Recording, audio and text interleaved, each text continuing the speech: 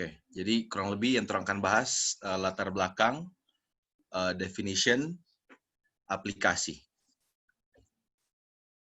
Baca dulu ayat. Kita juga yang baca. Ayat 41 dan 42 dan 43. Ada dua orang yang berhutang kepada seorang pelepas uang. Yang seorang berhutang 500 dinar, yang lain 50. Karena mereka tidak sanggup membayar, maka ia menghapus hutang kedua orang itu. Siapakah antara mereka yang terlebih mengasihi dia? Jawab Simon. Aku kira yang paling banyak dihapuskan hutangnya. Kemudian kata Yesus kepadanya, betul pendapatmu itu. Oke. Sebelum orang bahas ini lebih dalam, orang harus lihat DP overall konteks atau DP latar belakang. Dengan itu orang mesti lihat dari ayat-ayat sebelumnya dan ayat-ayat sudah. Orang bisa lihat dari ayat 36 sampai ayat 50 karena itu akan cerita DP whole story dong. Jadi orang bisa mengerti secara garis besar apa yang terjadi. Kita akan baca. DP judul perikop, Yesus diurapi oleh perempuan berdosa. Seorang Farisi, di sini Farisi ini adalah Simon. Jadi Simon di sini yang Farisi. Seorang Farisi mengundang Yesus untuk datang makan di rumahnya. Yesus datang ke rumah orang Farisi itu, lalu duduk makan. Di kota itu ada seorang perempuan yang terkenal sebagai seorang berdosa. Ketika perempuan itu mendengar bahwa Yesus sedang makan di rumah orang Farisi itu, datanglah ia membawa sebuah buli-buli pualam berisi minyak wangi. Sambil menangis, ia berdiri di belakang Yesus dekat kakinya, lalu membasahi kakinya itu dengan air matanya dan menyekanya dengan rambutnya. Kemudian ia mencium kakinya dan meminyakinya dengan minyak wangi itu. Ketika orang Farisi yang mengundang Yesus melihat hal itu, ia berkata dalam hatinya, jika ia ini nabi, tentu ia tahu siapakah dan orang apakah perempuan yang menjamahnya ini. Tentu ia tahu bahwa perempuan itu adalah seorang berdosa. Lalu Yesus berkata kepada Simon, ada yang hendak kukatakan kepadamu, sahut Simon. Katakanlah guru. Ada dua orang yang berhutang kepada seorang pelepas uang. Yang seorang berhutang 500 dinar dan yang lain 50. Oke, terus stop sampai sini. Jadi, DP konteks, Yesus lagi, DP latar belakang, Yesus diundang oleh Simon, datang pada DP rumah untuk makan. Dan di zaman dulu, suatu hal yang normal atau suatu norma, ketika ada orang yang diundang, yang host atau penjamu itu, yang tuan rumah, harus memberikan air untuk dia cuci kakinya. Karena di zaman dulu orang pakai slop, pakai sendal. Jadi kalau dia pakai sendal, otomatis dia punya kaki itu sangat kotor. Dan di saat dia datang, selayaknya jadi hal yang biasa itu untuk seorang tuan rumah memberikan air untuk tamu cuci kaki.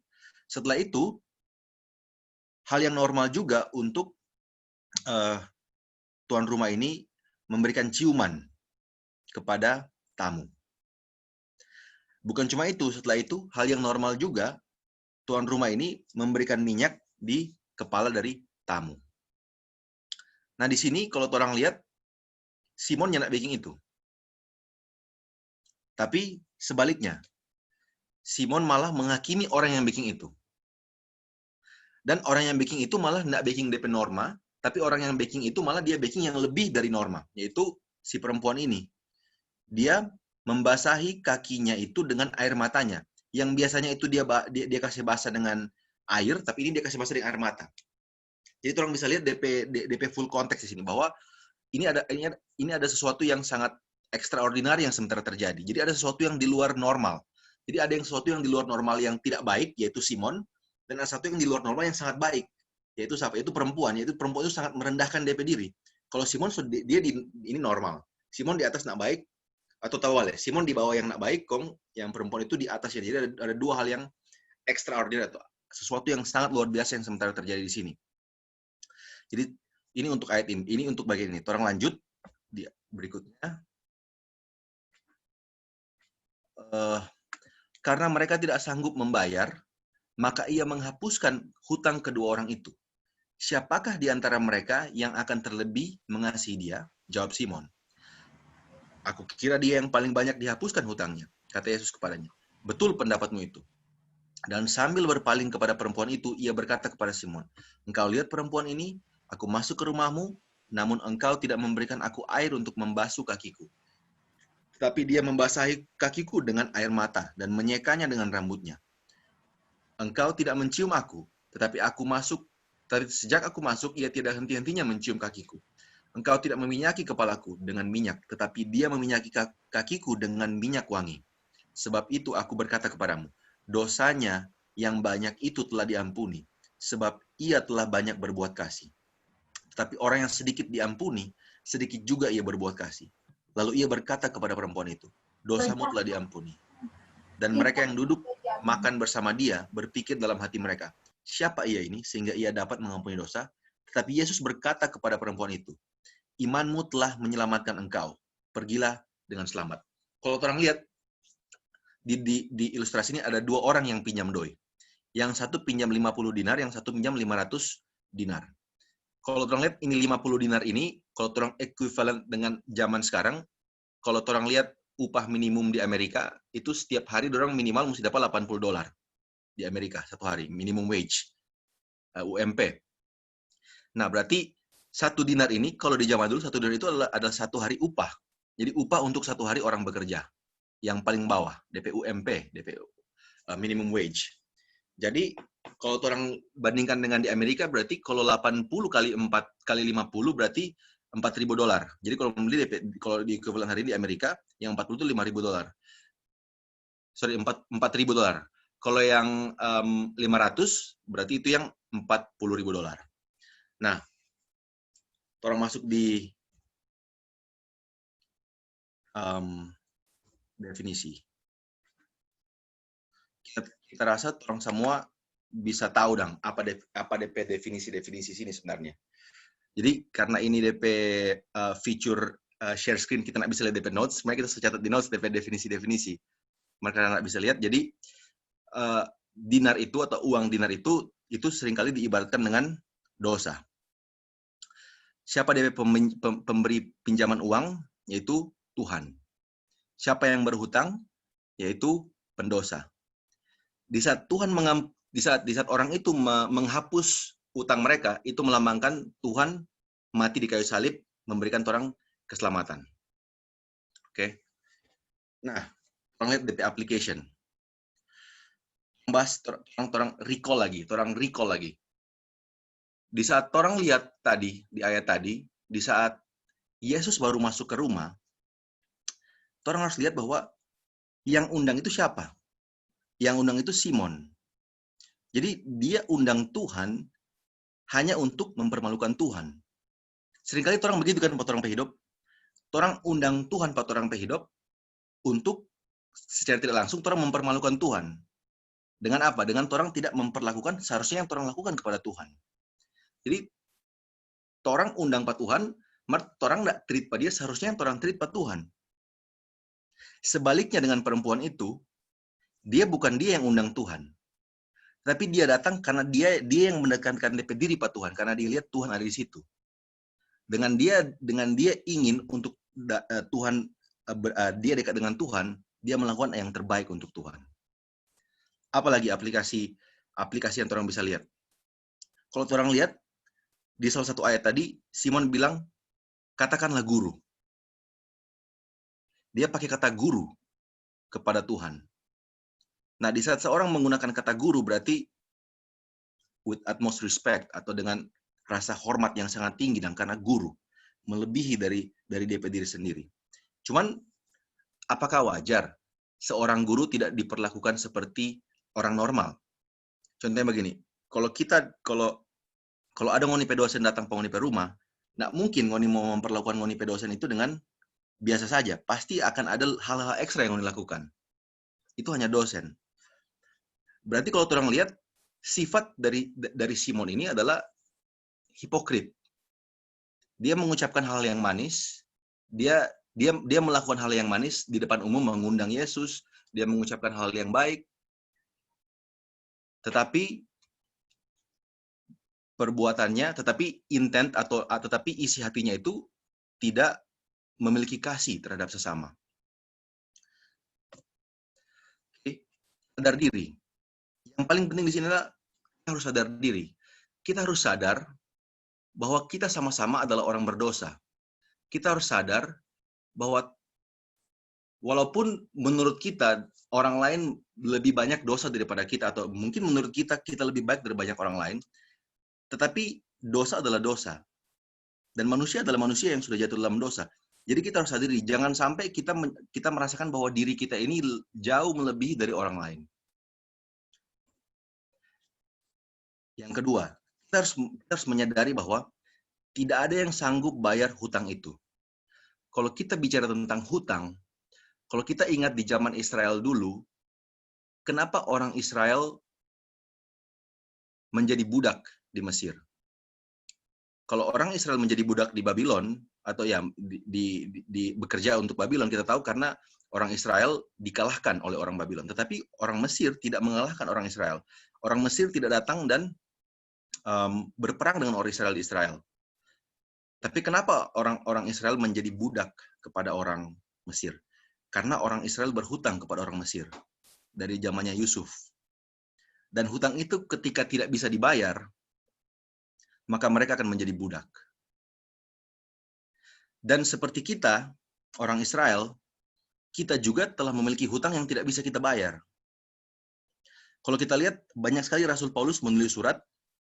Seringkali dia menulis surat, dia mengatakan, I am a free man.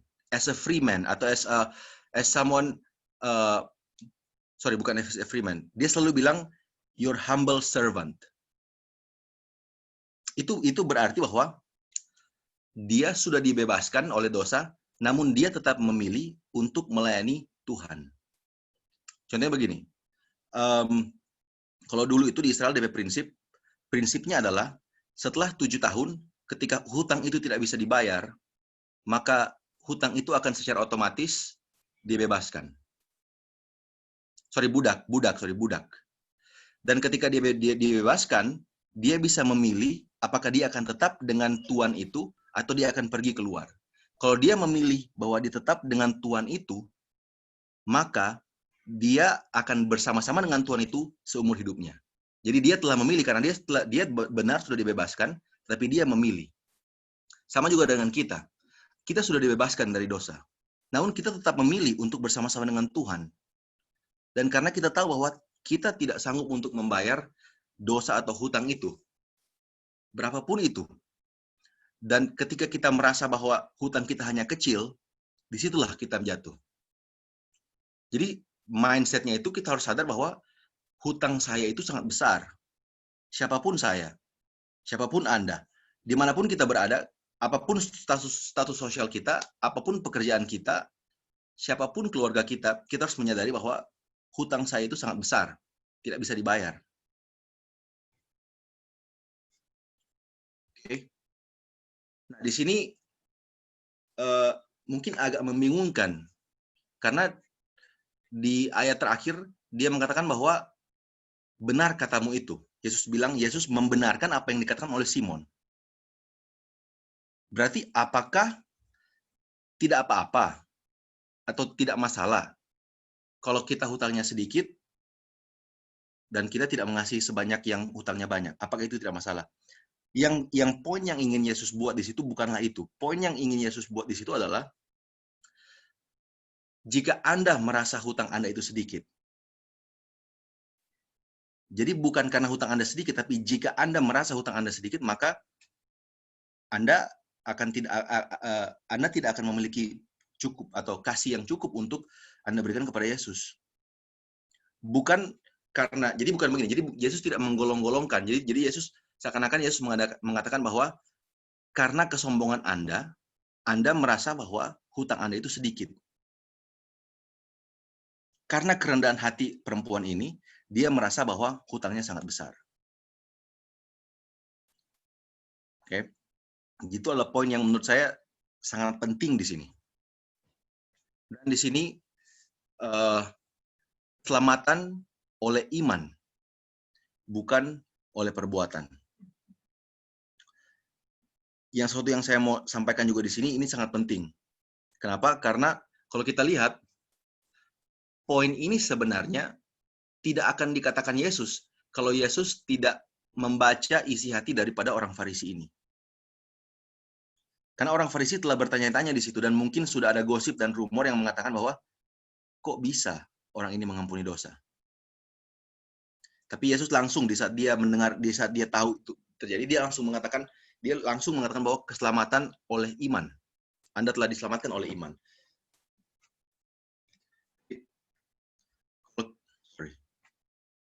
Kita lihat di Yakobus 2 ayat 26. Yakobus 2 ayat 26 di situ bilang iman tanpa perbuatan adalah iman yang mati. Jadi ketika seseorang memiliki iman yang hidup, dia juga harus memiliki perbuatan. Jadi bukan berarti iman saja, iman tanpa perbuatan sudah oke, bukan. Bukan itu yang saya mau sampaikan. Yang saya mau sampaikan adalah seseorang harus memiliki iman untuk selamat, dan iman yang dia harus miliki adalah iman yang hidup. Iman yang hidup adalah iman yang berbuat. Berbuat apa? Berbuat kasih kepada sesama. Berbuat apa? Berbuat kasih kepada sesama, memuliakan nama Tuhan, memuji nama Tuhan, menyebarkan firman Tuhan kepada orang lain. Jadi kalau kita lihat perumpamaan ini, Yesus berikan bukan sebagai sindiran ya, tapi Yesus berikan kepada orang yang membutuhkannya. Dan di situ tidak dijelaskan apakah Simon mendapatkan poin yang Yesus berikan. Jadi kita bisa lihat sini Yesus bukan hanya menegur, tapi dia menegur dengan cara yang menurut saya lumayan elegan. Karena Yesus menegur itu dengan suatu perumpamaan yang dimengerti, dan jawaban dari Simon mengkonfirmasi apa poin yang ingin Yesus buat. Yaitu poin yang ingin Yesus buat adalah ketika kita sombong, ketika kita merasa bahwa kita tidak perlu pengampunan, atau kita hanya perlu sedikit pengampunan, disitulah kita jatuh. Oke, pembahasan sudah selesai. Apakah ada yang mau didiskusikan, atau ada yang mau ditanyakan, atau mau tambahkan? Silakan. Saya kembalikan kepada MC. Oh, MC. Terima kasih banyak, Kak Ian. Jadi sekarang kita akan diskusi. Yang mau bertanya, boleh di-unmute. Atau yang mau memberi tanggapan, memberi tambahan.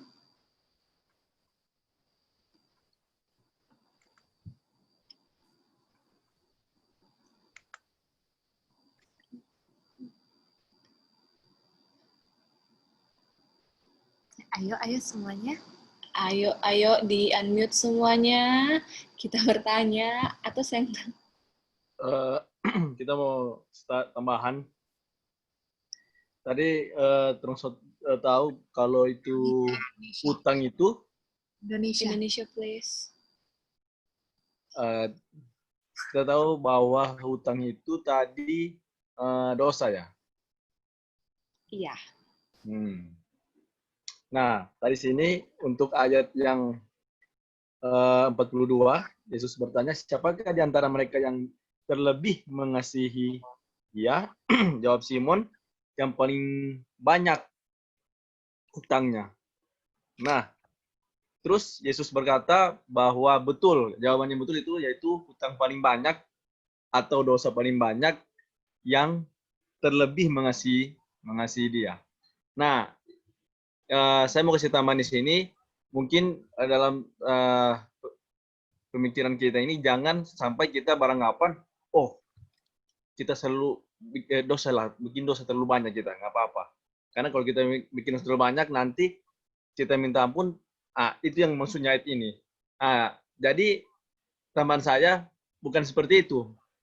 Yang dimaksud dengan ayat ini sama seperti yang perempuan juga ini lakukan, bahwa kita harus merasa, jadi bukan berbuat ya, kita harus merasa bahwa diri kita ini banyak sekali hutang atau banyak sekali dosa. Jangan sampai kita berpikir kita harus berbuat banyak dosa, bukan kita harus berbuat banyak dosa, tapi kita harus merasa bahwa diri kita ini banyak dosa supaya kita bisa melakukan hal-hal yang extraordinary tadi. Karena kalau kita lihat yang perempuan ini, kan yang Simon ini yang pemilik rumah ini, kan Simon ini pemilik rumah. Jadi kalau memang Simon pemilik rumah, pasti yang bukan pemilik rumah nanti dia tinggal tunggu perintah dari Simon. Bisa tolong ambil ini, kita cuci dong kaki Yesus, tolong ini. Nah, tapi karena perempuan ini dia merasa, aduh, ini ada seorang guru, ini ada seorang juru selamat. Dia tidak tunggu perintah manusia, tapi karena dia merasa, wah ini saya sudah terlalu banyak dosa, merasa banyak sekali dosa, banyak sekali hutang, makanya dia langsung membuat hal-hal yang extraordinary, yang memang hal-hal yang seperti itu yang memang Tuhan yang mau untuk kita lakukan. Jadi mungkin tambahan saya, marilah kita selalu merasa diri kita ini banyak sekali dosa, merasa tidak layak, agar supaya kita lebih ingin mencari Yesus, membuat sesuatu yang terbaik bagi Yesus. Makanya di yang Matius ini, kalau ini menurut pendapat saya, kalau makanya di Matius 5 ini, Matius 5 yang ayatnya keberapa ya? Berbagai orang yang lapar dan haus akan kebenaran. Nah, berarti dia merasa haus, oh dia tidak cukup. Wah, ini saya tidak cukup ini kerohanian saya. Jadi jangan sampai kita merasa, oh saya sudah belajar Alkitab, saya sudah berdoa, saya sudah rajin menyanyi, ikut ibadah. Jangan kita merasa itu sudah cukup. Tapi malah kita harus merasa bahwa kita banyak sekali hutang, banyak sekali dosa. Makanya dari itu kita harus melakukan hal-hal yang extraordinary yang untuk kemuliaan Tuhan. Itu cerita saya.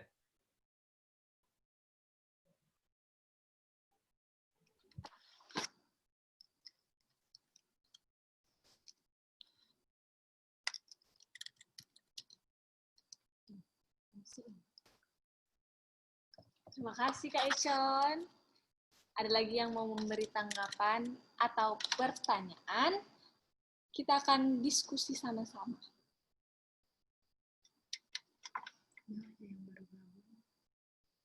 Yang baru gabung, pembahasan kita terdapat di Lukas 7 ayat 41-43.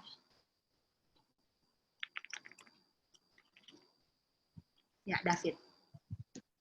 Kita mau bertanya. Siapa kita?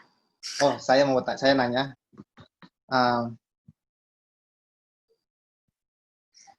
Kita tidak iman di sini kan di ayat 50 bilang imanmu telah menyelamatkan engkau. Tadi juga di slide terakhir bahwa yang menyelamatkan itu iman, bukan perbuatan. Tapi iman tanpa perbuatan adalah mati. Jadi pertanyaannya, bagaimana kita membuat clear definition atau batasan-batasan yang benar terkait dengan konsep ini. Kita tidak diselamatkan oleh perbuatan, kita diselamatkan oleh iman. Tapi iman tanpa perbuatan mati. Karena ini penting, karena nanti kita akan terjebak menganggap bahwa perbuatan itu penting, sehingga kita merasa sombong. Yang itu yang orang-orang Farisi dan orang-orang Yahudi jatuh. Jadi pertanyaannya, mungkin perlu ditekankan lebih detail atau lebih komprehensif terkait dengan konsep ini. Terima kasih. Ya, Bapak Ian, dipersilahkan. Terima kasih pertanyaannya. Mungkin yang maksud sini adalah ketika kita menaruh perbuatan lebih awal daripada segalanya, dan kita menganggap bahwa perbuatan yang akan menyelamatkan kita tanpa iman atau tanpa apa-apa, kita menganggap bahwa diri kita sanggup untuk menebus dosa-dosa kita sendiri. Dan dengan kita sanggup, kita tidak perlu lagi juru selamat, atau kita tidak perlu lagi Yesus Kristus, karena kita sudah sanggup untuk melakukan itu. Tetapi ketika kita memiliki iman, dan kenapa kita memiliki iman, dan kepada siapa kita memiliki iman, itu semua akan tercermin di dalam perbuatan kita. Kalau kita memiliki iman kepada uang, atau kita memiliki iman kepada karir, atau hal-hal yang duniawi, itu akan tercermin kepada perbuatan kita. Apa yang kita imani itu akan terlihat di dalam perbuatan. Tapi kalau kita memiliki iman kepada Tuhan, Yesus Kristus sebagai juru selamat kita, Kenapa kita memiliki iman? Karena kita mengasihi Tuhan, karena Dia telah mati untuk kita. Dia telah menebus dosa kita. Dan dengan kita landasan itu kepada Tuhan, kita out of love, out of appreciation, out of gratitude, kita dengan sendirinya akan mengikuti perintah Tuhan tanpa harus menunjukkan atau tanpa harus menyombongkan kepada orang lain.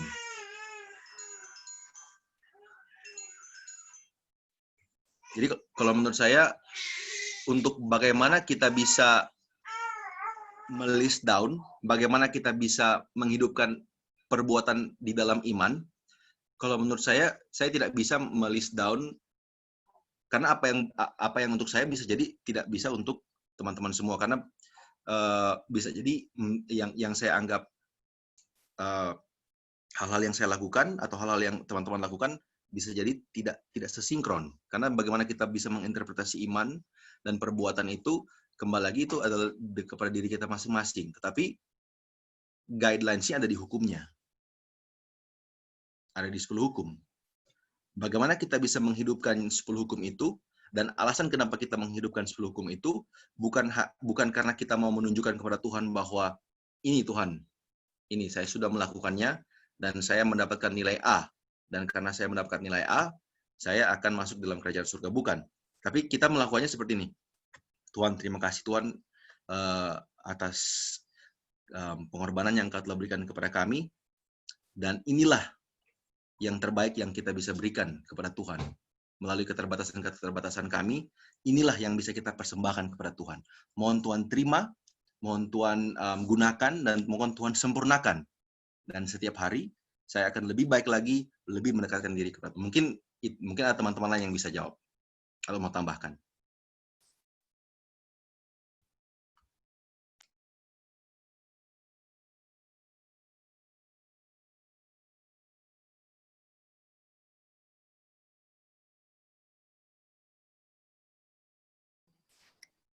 Kita ada tambahan, cuma mungkin tidak menjawab pertanyaan tadi.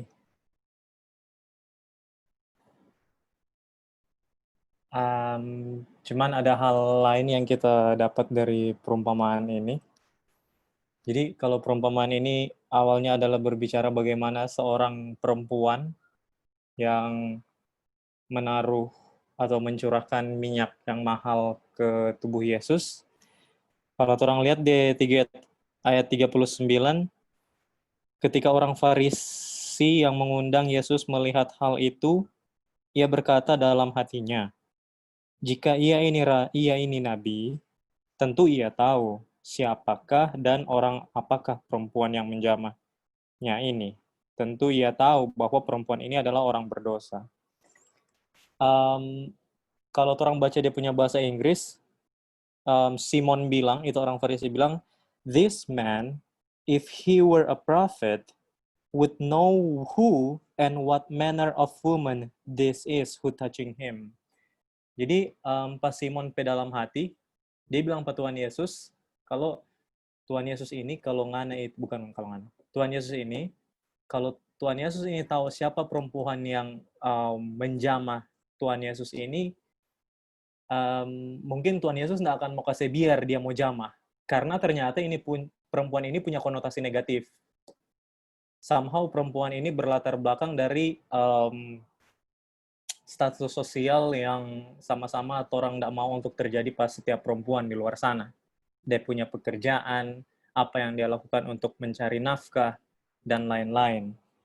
Tetapi bagus sekali cerita ini orang bisa temukan di Injil-Injil yang lain, di 3 Injil yang lain. Dan kita ingin pergi ke Markus 14. Di Markus 14, untuk cerita yang sama, waktu perempuan ini mau mencurahkan minyak, ada satu orang yang bilang kalau dia protes perempuan ini tindakan, dan dia bilang, bukan main ya, maksudnya rugi sekali, sayang sekali minyak itu cuma mau ditumpahin di Yesus begitu, itu bisa dijual untuk dibagikan menjadi zakat kepada orang lain. Dan ternyata yang merespon hal itu adalah Yudas Iskariot, kalau berdasarkan Injil Yohanes. Tetapi di ayat 6, setelah Yudas mengkritisi perempuan ini, Tuhan Yesus bilang, "Let her alone. Why do you trouble her? She has done a good work for me." Jadi, yang kita dapat adalah ternyata di torang pe lingkungan dan di torang pe kegiatan-kegiatan, ada ternyata orang-orang yang suka melakukan pekerjaan Tuhan. Di satu sisi orang ketemu dengan orang-orang seperti itu. Tapi di satu sisi orang juga ketemu dengan orang-orang yang mau menghalangi orang-orang yang suka melakukan pekerjaan Tuhan ini. Si Yudas Iskariot ini, dia mengkritisi apa yang si wanita ini bikin. Dia tuang, habis itu sayang sekali minyak ini minyak mahal sekali. Tapi Tuhan Yesus cuma bilang, nggak usah dia diganggu, jangan diganggu, yang dia bikin itu baik. Dan ternyata kita di gereja bisa berperan sebagai dua orang. Yaitu pertama, apakah kita orang berdosa yang mencoba melakukan perbuatan baik pada Tuhan, atau kedua, apakah kita anggota gereja atau anggota jemaat yang mencoba menghalangi orang-orang yang mau berbuat baik kepada Tuhan. Karena perempuan yang mau berbuat baik kepada Tuhan ini, dia nggak tanggung-tanggung. Ini kalau kita baca ini, alabaster oil. Alabaster oil itu seharga, saya lupa berapa, tapi ada pembicara yang bilang ini bertahun-tahun gaji. Bertahun-tahun gaji, dan dia cuma tumpahin aja begitu. Jadi, kalau ini minyak ini sangat mahal, dan dia cuma tumpahin begitu, otomatis kalau sama kayak minyak wangi lain, dia pasti saking mahalnya minyak wangi itu akan bertahan lebih lama Pak di tubuh ya, betul nggak?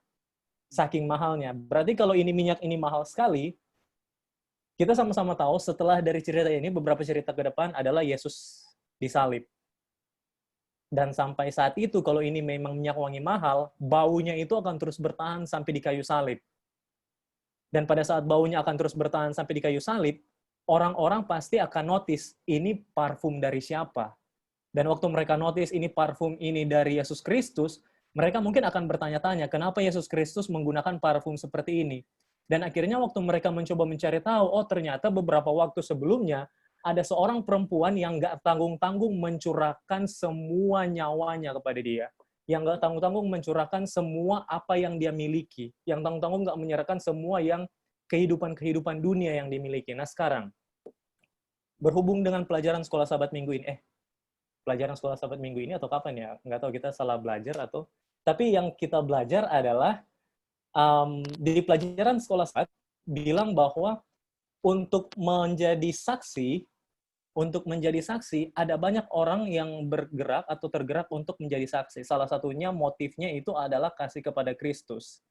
Si perempuan ini saking kasihnya kepada Kristus, dia rela mencurahkan gajinya untuk membeli parfum itu. Dan kita perlu cari tahu, gajinya ini dari pekerjaan seperti apa. Karena di sini dia bilang, ini perempuan yang nggak baik. Dengan kata lain, gajinya yang dia dapatkan dari pekerjaannya ini, dia rela kasih kepada Kristus. Nah, itu ibarat dari kita semua. Apakah kita bisa menyerahkan semuanya kepada Kristus? Semua kebiasaan-kebiasaan dunia kita, dan nggak tanggung-tanggung. Jadi, ini merupakan suatu hal yang sangat menarik, karena di sisi lain juga pelajarannya adalah ternyata kita akan ketemu di orang-orang juga yang mencoba untuk melakukan pekerjaan Kristus, tetapi kita juga akan menemui orang-orang yang mencoba untuk menghalang-halangi orang yang ingin mengerjakan pekerjaan Kristus. Di saat kita menawarkan satu opsi ke satu jemaat, oh kalau boleh, mari kita bikin revival meeting. Akhirnya mungkin kita jadi orang-orang yang pertama, menyetujui hal itu, atau kedua, membawakan berbagai macam pertimbangan yang terlihat seakan-akan kayak pertimbangan itu dibikin-bikin. Apakah kita orang-orang yang memuluskan rencana-rencana seperti itu, ataukah kita orang-orang yang terlalu skeptis akan hal tersebut untuk dilakukan? Jadi, kalau dari saya itu, dan mungkin kalau saya boleh memberikan tambahan yang pertanyaan tadi, kalau iman itu timbul dari pendengaran, dan pendengaran akan firman Allah, dan firman Allah itu apa adalah semua yang keluar dari mulut Tuhan, Yang saya bisa langsung ambil contoh adalah waktu Yesus menyembuhkan orang lumpuh di Bethesda. Yesus cuma tanya, "Do you want to be made whole?" "Yes, I want to be made whole." "Okay, rise up, take your bed, and walk." Jadi itu firman Allah, dan akhirnya orang itu dengar, dia merespon. Waktu dia merespon itu, dia berdiri, dia jalan. Dia respon itu, dia nggak pikir, ini kita bisa berdiri atau enggak ya? Ini kita bisa berjalan atau enggak ya?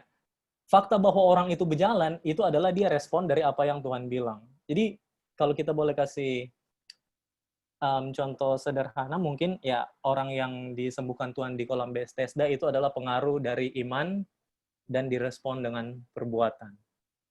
Ya, terima kasih. Luar biasa. Terima kasih, Kak Til. Satu pertanyaan terakhir. Mungkin tambahan boleh? Boleh. Tambahannya sebenarnya Kak Tilso bilang, cuman mau tambah sedikit ya, karena Kak Til tadi udah jelaskan tambahannya. Nah, mungkin buat kita yang suka mencari tahu, mendalami, kan di situ kan sudah dicantumkan 300 dinar. Paling kita coba cari-cari di kurs 300 dinar ke rupiah. Nah, perlu kita ingat juga ya, 300 dinar yang dicantumkan di Alkitab ini adalah 300 dinar zaman dahulu, bukan zaman sekarang. Karena kalau zaman sekarang itu sudah ada inflasi. Seperti itu. Jadi kalau zaman dulu, ya itu harganya kalau dibandingkan dengan harga sekarang sepertinya murah. Tapi zaman dulu itu mahal sekali. Dan perlu diingat, minyak alabastar itu atau nama lainnya itu pure minyak narwastu itu, dia yang esensnya yang awal, esens pertama, yang murni sekali. Dan esens yang murni sekali itu harganya berkali-kali lipat. Soalnya kalau yang parfum-parfum yang kita pakai sekarang itu sudah kali 5 atau kali 6 lah esensnya. Jadi sudah bukan pure yang esens langsung asli ya. Nah, terus salah satunya yang mau di-share, ini biasanya minyak ini, kenapa waktu Yudas mengatakan hal itu seperti pemborosan, karena itu harganya bisa dijual 300 dinar atau lebih kan, dikasih zakat buat orang-orang miskin. Nah, di zamannya Yesus ini, minyak ini digunakan untuk sebagai apa ya, kawin emasnya si perempuan kepada mempelai pria. Jadi mempelai wanita itu menyediakan satu minyak untuk ketika mereka married nanti, yaitu.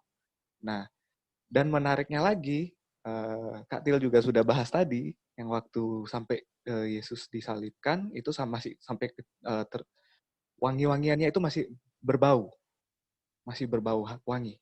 Sepanjang perjalanan ke Golgota sampai disalibkan itu masih tercium baunya. Nah, ini salah satu juga menyatakan kalau yang tiba-tiba hilang dari kepala. Minyak ini yang diurapkan ke Yesus itu kan menyatakan kalau Yesus itu nanti adalah mempelai prianya kan, dan kita itu sebagai mempelai wanitanya, yang mengingatkan itu kan. Jadi apa tugas dari mempelai wanita? Ya mempelai wanita yang akan nanti memberikan minyak kepada wangi-wangian kepada mempelai pria. Nah, seperti itu kan. Berarti ketika Tuhan Yesus datang nanti, kitalah sebagai mempelai wanitanya, kitalah sebagai gerejanya yang nanti akan memberikan suatu wangi-wangian kepada Tuhan. Wangi-wangian dalam bentuk apa? Ya dalam bentuk sebagai spiritualnya kita, wangi-wangian yang spiritual kepada Tuhan. Nah, itu sih tambahan sedikitnya. Oke, thank you.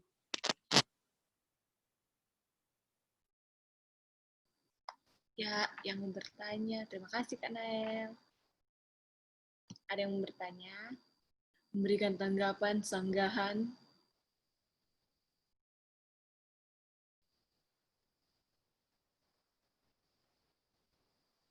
Jovindi? Dari kita sugugup deh. Bahasa Indonesia. Dari saya, nggak tahu sih ini mau pertanyaan atau tambahan, tapi Lukas 7 ayat 39. Langsung pada inti. ketika orang Farisi yang mengundang Yesus melihat hal itu, ia berkata dalam hatinya, jika ia ini nabi, tentu ia tahu siapakah dan orang apakah perempuan yang menjamahnya ini. Tentu ia tahu bahwa perempuan itu adalah seorang berdosa. Yang saya mau tanyakan, mungkin tidak sih Yesus membaca pikiran dari Simon ini, karena kelihatannya kayak timingnya itu tepat begitu. Pas Simon bilang dalam hatinya seperti itu, kayak Yesus memberi jawabannya secara tidak langsung apa langsung ya, kayak secara langsung jawabannya itu maksudnya kata-kata yang dia katakan dalam hatinya itu kayak kelihatannya langsung dijawab oleh Yesus dengan apa yang dilakukan oleh perempuan ini. Mungkin ada tambahan atau saya yang salah mengerti atau bagaimana.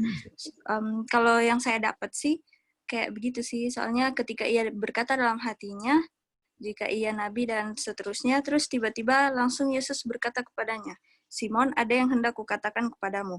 Mungkin enggak sih itu jawaban dari apa yang Simon pikirkan dalam hatinya gitu, atau apa yang Simon katakan dalam hatinya.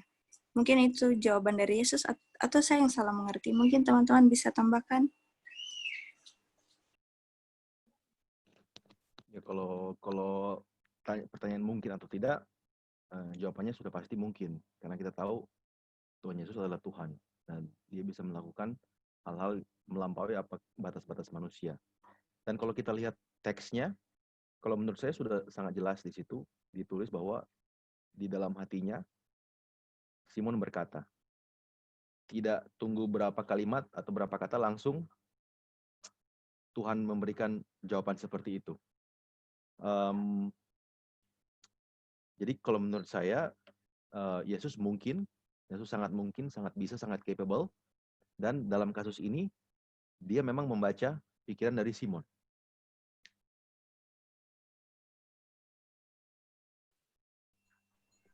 Setuju.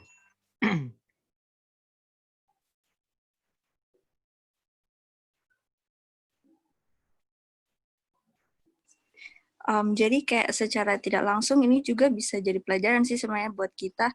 Ternyata tanpa kita katakan Tuhan itu tahu isi hati kita begitu. Iya kan? Tanpa kita bilang apa maksudnya, Tuhan itu tahu apa yang kayak kita bilang dalam hati, tapi Tuhan tahu sebelum kita bilang pun Dia sudah tahu, oh ini kebutuhanmu yang ini, oh ini yang saya maksud untuk apa yang ada dalam hatimu tuh ini gitu. Jadi kayak secara langsung saya juga pelajari, wah Tuhan itu hebat ya, luar biasa. Dia tuh bisa tanpa kita bilang, bahkan baru pop up di pikiran langsung Dia kayak kasih jawaban gitu, ini jawabannya.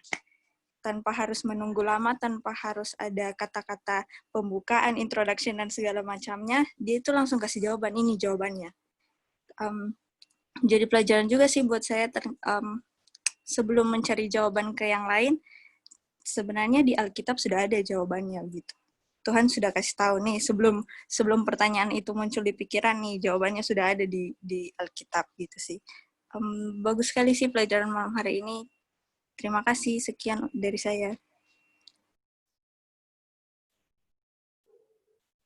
Terima kasih banyak, Jovindi. Terima kasih banyak, Kak Ian.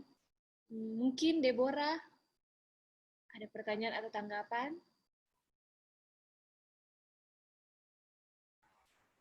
Malam ini Pastor, terima kasih.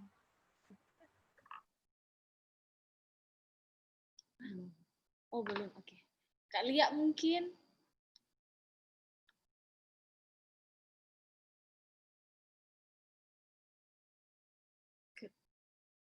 Oke, kayaknya sudah tidak. Oh, ada? Skip. Bingung aja, kita masih baca-baca sendiri. Ya. Kalau begitu, kita akan tutup. Jadi, ya kita diingatkan lagi kembali tentang pelajaran ini, bagaimana kita itu orang berdosa, dan ketika kita berdosa, kita pasti membutuhkan Tuhan. Dan ketika kita tahu, kita sadar Tuhan telah mengampuni dosa-dosa kita, apa yang kita lakukan yaitu kita berbuat kasih kepada Tuhan dengan perbuatan kita, iman kita kepada Dia. Ya, oke. Sekarang kita mau tutup dengan doa. Ada permintaan doa?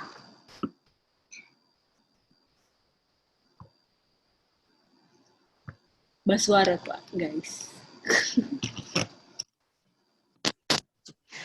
Doakan kelancaran pelayanan besok. Oke. Nggak ada kelancaran yang lain.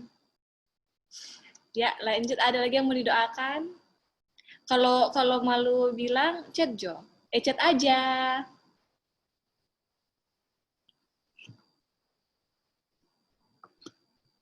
Kayaknya nggak ada ya. Siapa sih udah tutup?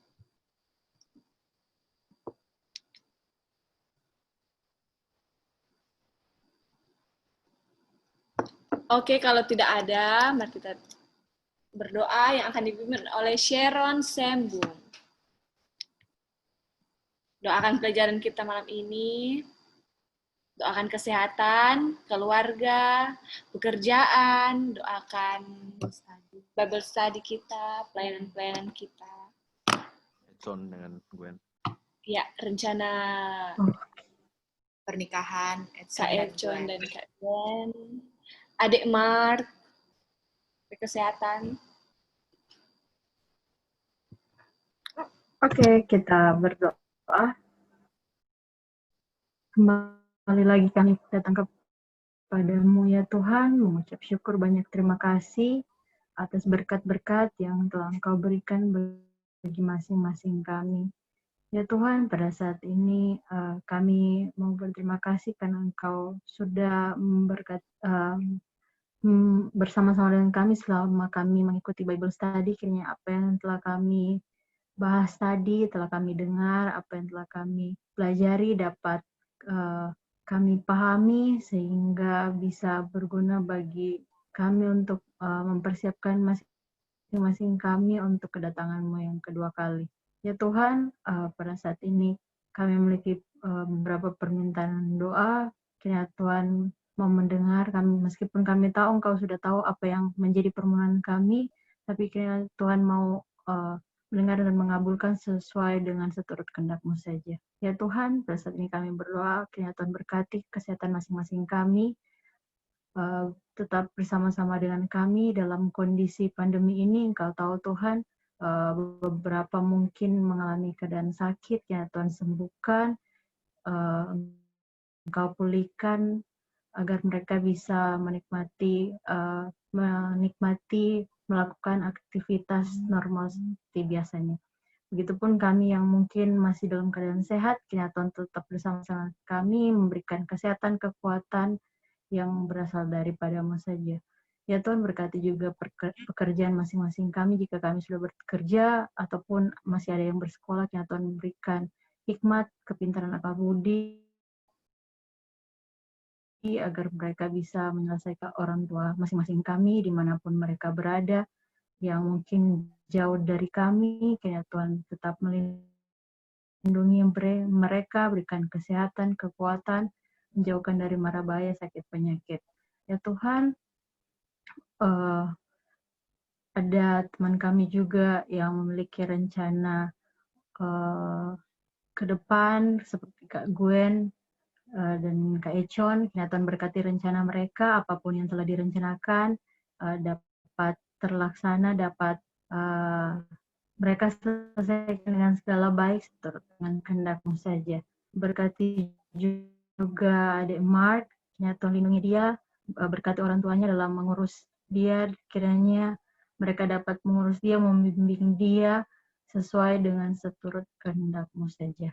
Ya Tuhan, mungkin banyak permintaan yang belum kami dapat sebutkan satu persatu, kiranya Tuhan, kami yakin dan percaya Engkau sudah mengetahui sebelumnya, kiranya Engkau menjawab, memberkati segala doa-doa permohonan yang telah kami sampaikan atau belum kami sampaikan, kiranya sesuai dengan seturut kehendak-Mu saja boleh terjadi. Ampuni atas salah dan dosa kami yang begitu banyak. Dalam nama Yesus, kami sudah berdoa dan mengucap syukur. Amin. Amin. Thank you, J. Sharon. Terima kasih teman-teman telah bergabung bersama kami. Sampai jumpa hari Minggu jam 5 sore, Senin sampai Jumat jam 12 siang, dan Jumat depan jam 7 malam. Foto, Kang. Foto bersama. Kamera. Dibuka kameranya. Oke guys, ya ampun, bangun Adek Mart, bangun Adek Mart. Halo baby Mark. Aduh, dia terbuka. Oke, Kak Deborah, it's okay. Senyum, baby Mark. You're in the cam. 1, 2, 3. Tunggu. Ada yang masuk, Esther. Sorry guys. Tunggu Esther. Uli.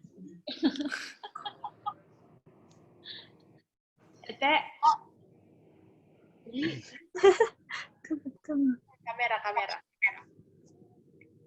Oke. 1, 2, 3.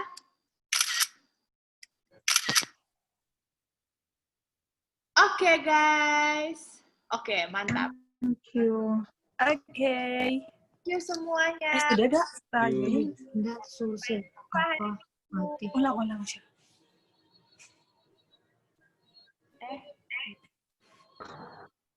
Dadah, Adek Mar. Thank you semua. Thank you doanya.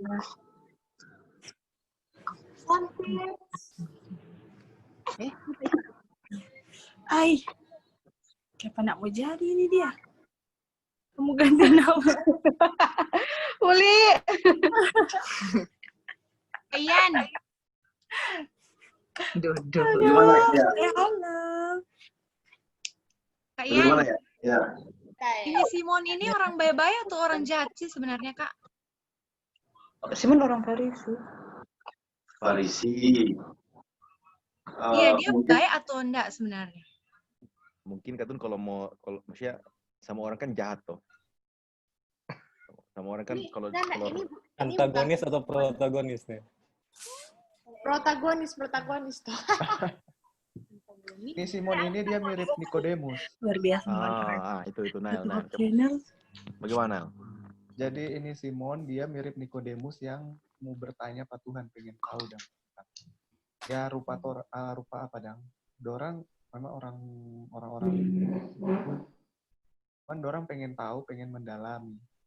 Salah satu dong pengen lihat langsung. Nah, ini Simon ini yang memang waktu itu di tempatnya Simon yang dia ada undang ke Tuhan Yesus dia ada lihat langsung. Gitu. Cuman kalau Nikodemus kan dia sembunyi-sembunyi di malam hari gitu sih. Iya.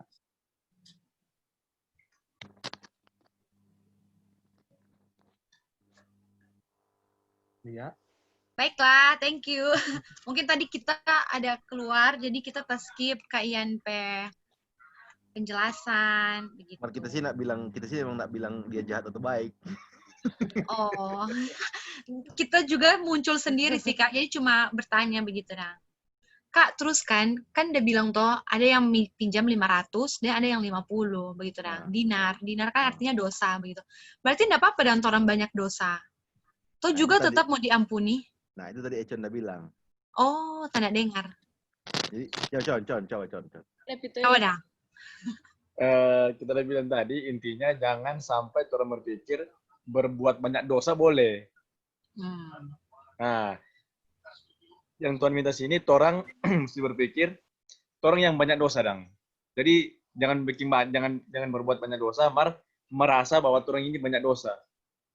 Supaya Tuhan mau orang itu bergantung pada Dia, minta terus DP tuntunan, minta DP petunjuk. Karena kalau terus rasanya berdosa, ikut rompi akal-akal jo, ikut akal manusia sendiri jo, ikut kemampuan diri sendiri jo, sudah mau bergantung pada Tuhan. Itu sih termaksud. Makanya dia bilang sini, karena kan DP respon bagus tuh, yang banyak dosa tuh, yang banyak utang, Tuhan bilang itu yang lebih dahulu mengasihi dia, mengasihi Tuhan. Mar jangan sampai orang persepsi, oh ini banyak dosa juga, karena itu pasti itu yang orang ini, jangan. Maksudnya sini, lebih baik orang berpikir orang ini yang memang menyelesaikan kekurangan, menyelesaikan dosa, kontra minta penuntun dari Tuhan, no? Perlu tuntun orang kehidupan. Super sekali. Aduh, kita skip itu. Jadi jangan bikin banyak dosa, tapi merasa diri paling berdosa. Oke, guys. Thank you so much buat malam ini. Sampai bertemu lagi di Vesper selanjutnya. Bye. Dadah. Dadah. Mana Markitop? Mana Markitop yang muka so hilang, no? Siapa Lenovo? Ing bilang kata Mark Pemuka sama dengan Ian. Oh iya kan? Lenovo. Lenovo. Begitu dong. Markitop. Sharing juga, guys. Nggak nang pimpin. Oh. Doa nang. Ay, kabesu. Aduh. Oke, sekarang orang mau sharing. David berdoa. Duh, Markitop. Boleh lembut. Oke, sekarang kita mau sharing. Tunggu, stop dulu. Minta tolong.